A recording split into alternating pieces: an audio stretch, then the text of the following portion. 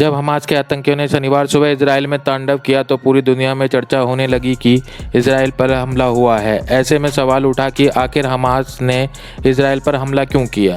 हालांकि इन दोनों देशों के बीच जंग की कोई बात नहीं है। आंकड़े बताते हैं कि जब हमास ने हमला किया तो नुकसान उन्हें ही उठाना पड़ा। हमास, इजराइल और फिलिस्तीन। आइए समझते हैं कि आखिर इस जंग का पूरा मामला क्या है। इजराइल, हमास और फिलिस्तीन। इस लड़ाई में प्रमुख तौर पर यही तीन स्टॉक होल्डर हैं। इजराइल और अरब देशों की अदावत पुरानी है। साल 1948 में जब इजराइल बना तभी से अरब देशों की इजराइल से बनती नहीं थी, जिसका नतीजा ये हुआ कि यूनाइटेड नेशन का 2 स्टेट प्लान कभी अमल में नहीं लाया जा सका। 2 स्टेट प्लान संयुक्त राष्ट्र ने फिलिस्तीन और इजराइल के विवाद खत्म करने के लिए किया था। इसमें यहूदियों के लिए इजराइल और फिलिस्तीनियों के लिए फिलिस्तीन का प्रावधान है। लेकिन इतिहास गवाह है कि जब इजराइल पर हमले हुए हैं, इजराइल ने मुंह तोड़ जवाब दिया है। ना सिर्फ जवाब दिया है बल्कि अपनी स्थिति को और मजबूत किया है। फिर चाहे 1967 का 6 दिन का युद्ध हो या फिर 1973 का अरब इजराइल युद्ध, हर युद्ध में इजराइल भौगोलिक तौर पर अपना आकार बढ़ाता गया और फिलिस्तीनियों की ज़मीन खिसकती चली गई।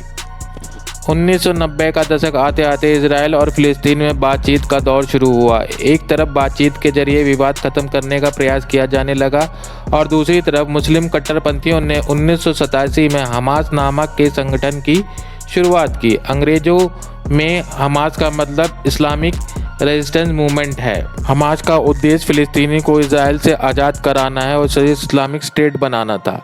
फिलिस्तीन में हमास अपनी जड़ें जमा रहा था और उधर बातचीत के जरिए फिलिस्तीन और इजराइल के रिश्ते सामान्य होने लगे। 1995 में इजराइल ने फिलिस्तीनियों को ज़मीनें लौटानी शुरू कर दी थीं। ओस्लो समझौते के तहत गाजा स्ट्रिप और वेस्टर्न बैंक को 3 तरह के क्षेत्रों में बांटा गया। जोन ए में ऐसे क्षेत्रों को रखा गया जिन पर फिलिस्तीन का पूरा नियंत्रण था। जोन बी में उन क्षेत्रों को रखा गया जहां प्रशासन फिलिस्तीन का लेकिन सुरक्षा इजराइल के हाथ रही। इसी तरह जोन सी में वे क्षेत्र थे जहां पूर्ण रूप से इजराइल का नियंत्रण था। 1994 में इत्तेफाक से यहूदियों का त्यौहार पुरीम और मुसलमानों का रमज़ान एक ही दिन पड़ गया, जब एक यहूदी कट्टरपंथी ने मुसलमानों की भीड़ पर फायरिंग कर दी। इसके बदले में हमास के आतंकियों ने आत्मघाती हमलों के जरिए धमाके शुरू कर दिए। इन घटनाओं के बाद भी ओस्लो समझौते पर बातचीत जारी रही। शांति प्रयासों पर पूर्ण विराम लगा 4 नवंबर 1995 को, जब एक कट्टरपंथी यहूदी ने प्रधानमंत्री जियक रॉबिन की हत्या कर दी। फिर साल 1996 में बेंजामिन नेतन्याहू पहली बार इजराइल के प्रधानमंत्री बने। नेतन्याहू ने सख्त रुख अपनाया, सिक्योरिटी विद पीस का नारा दिया और ओस्लो समझौते को मानने से इनकार कर दिया। इधर हमास ने फिलिस्तीन की राजनीति पर धीरे धीरे कब्जा कर लिया। हमास के आतंकी मुस्लिम भाईचारे के नाम पर फंड इकट्ठा करते रहे और उसका इस्तेमाल इजराइल के खिलाफ करते हैं। आत्मघाती हमलों से शुरू हुआ हमास का आतंकी सफ़र अब रॉकेट अटैक तक पहुंच गया। आए दिन हमास के आतंकी इजराइल पर हमला कर देते हैं।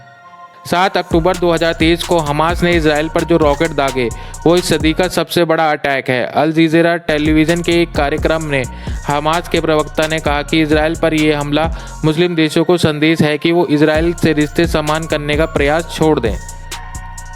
आपको बता दें कि वेस्ट बैंक में कई ऐसे मजहबी स्थल हैं जिन पर यहूदी और इस्लामिक दोनों दावा करते हैं। ऐसे ज़्यादातर क्षेत्रों पर इजराइल का कब्जा है। हमास उन क्षेत्रों को इजराइल से छीनकर इस्लामिक देश बनाना चाहता है। क्योंकि मामला मजहबी है, इसलिए आतंकी संगठन हमास को समर्थन और फंडिंग भी मिल जाती है। मजहब के नाम पर युवाओं को वर्गलाना और इजराइल पर आतंकी हमले करवाने में हमास का साथ हिजबुल्लाह जैसे संगठन भी देते हैं।